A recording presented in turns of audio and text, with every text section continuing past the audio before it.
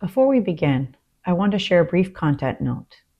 This podcast discusses coercive control, emotional abuse, and parental alienation.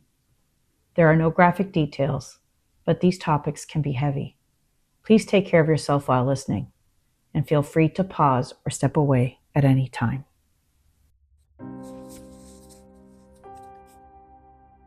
Welcome back to After the Quiet. This is episode 12. People talk about the honeymoon like it's the beginning, the fresh start, the reward after all the planning, the part where everything is supposed to feel easy. But sometimes the honeymoon isn't the beginning. Sometimes it's the first place you realize that marriage didn't change anything. It just gave the same pattern a new setting. We went to Mexico for a honeymoon, and in many ways, it was fun. For me, I wanted to soak up the sun, relax on the beach, feel like I could finally breathe. But I also wanted to explore.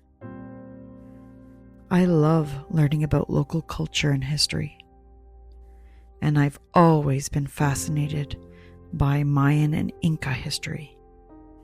I had done projects on it at school.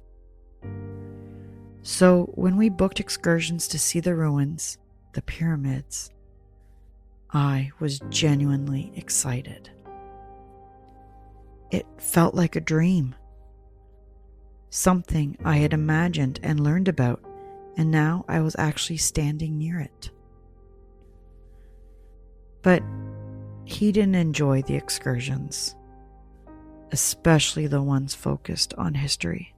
And it wasn't just that he was bored. It felt like what mattered to me didn't even matter enough to even try. Like my joy was something he tolerated but didn't respect. At one location, he wouldn't even walk near the ruins with me. He wouldn't even come close enough to take a look. And I remember feeling that quiet, sinking loneliness. I'm here, and I'm alone. Even on my honeymoon. Even while trying to be happy. One day, he told me he was bored. And then he said he was going to look for some marijuana. He had met a worker at the resort who said he had a connection. And I remember feeling my stomach drop. Because we weren't at home. We were in another country. And suddenly, my honeymoon didn't feel like a vacation. It felt like risk. He left me in the room. He told me to stay there until he returned. And I did. Not because I was relaxed, not because I was enjoying alone time, but because I didn't feel safe being out alone, and because I wanted to be near the phone, in case something happened to him, in case he needed to reach me. Even then, even on my honeymoon, I was managing the consequences of his choices. I watched 2 movies on TV, but I wasn't really watching. I was waiting. I was imagining every possible outcome. What if he got arrested? What if he got attacked? What if he didn't come back? And I remember thinking, why am I sitting here panicking? Why is this happening on my honeymoon? Why can't I just be safe? We were away for 2 weeks, and it felt too long. Not because Mexico was too long, because being together without space, without a break, made everything clearer. The differences, the tension, the way I adapted, the way he did what he wanted. There were also small moments that felt like a snapshot of my future. He would leave me with our bags lying in the sun while he went for walks on the beach. And I would sit there getting hotter and hotter, wanting to dip in the ocean, wanting to cool off, but I wouldn't leave because I didn't want to leave our bags and towels unattended. So I stayed, sweating, waiting, guarding. And it's such a small thing, but it's also not small,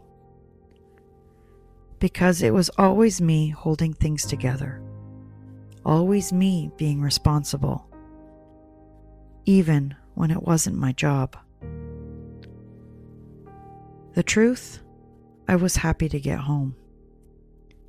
And that's not how you're supposed to feel after a honeymoon. You're supposed to feel closer, more connected. But I felt relief, like I could finally exhale. After the honeymoon, we moved into his parents' basement. That was the plan. We were going to live there for 2 to 3 years to save money. It sounded smart, practical, and at first I was happy. I thought I was stepping into the life I had worked so hard for. A home, Sunday dinners, family, routine, stability. But we didn't last long. There was ongoing conflict between him and his mom. He felt she was interfering in our relationship. And I'm sure there were moments where she did have opinions. But what I noticed was how quickly everything became a fight. How quickly tension took over. How quickly my newlywed happiness disappeared. He would go out on Friday nights to play hockey, but he wouldn't come home until 2 or 3 in the morning.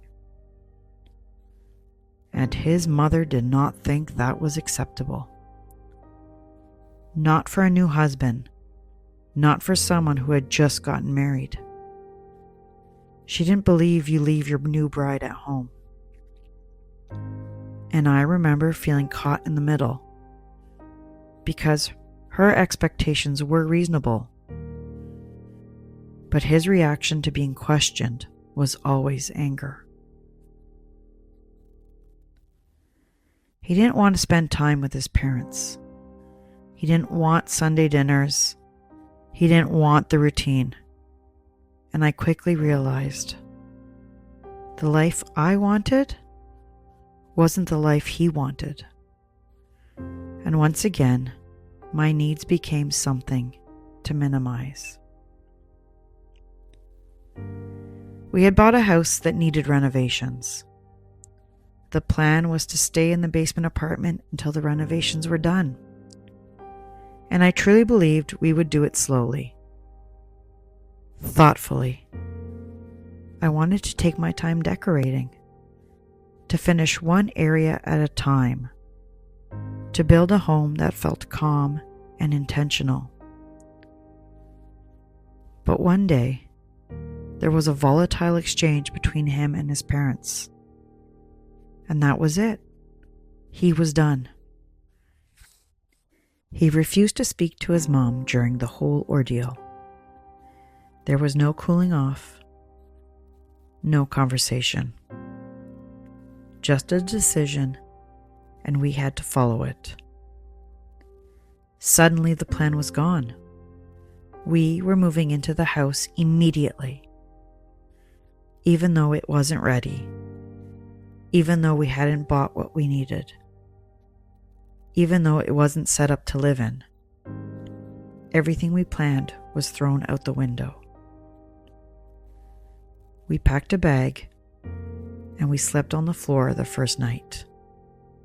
And I remember thinking, this is marriage?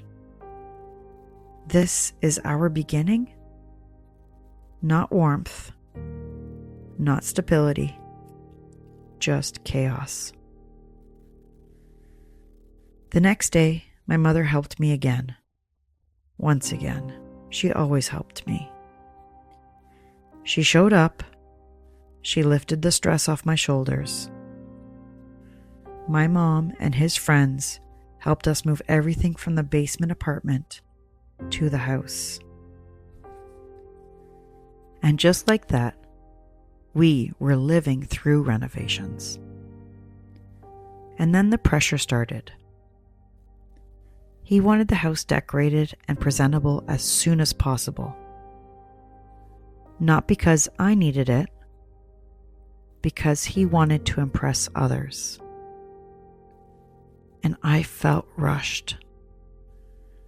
I felt like I had to make it look perfect, fast. Even though I was exhausted. Even though we were living in chaos. If we went to a store and I didn't find something I liked, he would get angry. He would say I wasted time going out and not picking anything. And that pressure did something to me. It made me second guess my own taste, my own instincts, my own pace. I couldn't just browse. I had to decide quickly, because his patience was always the timer. Looking back, I can see the pattern. Urgency, pressure, anger if I didn't perform fast enough. And when everything moves fast, you don't get time to question. You don't get time to feel. You just adapt. And I didn't call it what it was. I told myself it was newlywed stress. I told myself renovations were hard on everyone. I told myself it was normal to feel overwhelmed. But deep down, I was already learning something. My needs were optional. His reactions were the deciding factor. If you're listening and you've ever wondered why marriage didn't fix it, why the honeymoon didn't change it, why moving in didn't bring peace, please know, sometimes the milestone isn't the turning point. Sometimes it's just a new stage for the same pattern. In the next episode, I'll talk about what early marriage looked like behind closed doors, and how quickly the dream became something I had to manage. Thank you for listening. Thank you for holding this story with care. If this episode stirred something, go gently. This is After the Quiet. I'd also like to welcome you to join our Instagram community. You can find us on Instagram at after.the.quiet.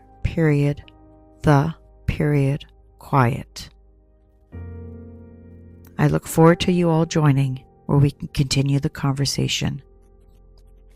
If you need support, please reach out to someone you trust or a local support service. You are not weak for needing help. You are human. And if no one else has told you this today, your voice matters.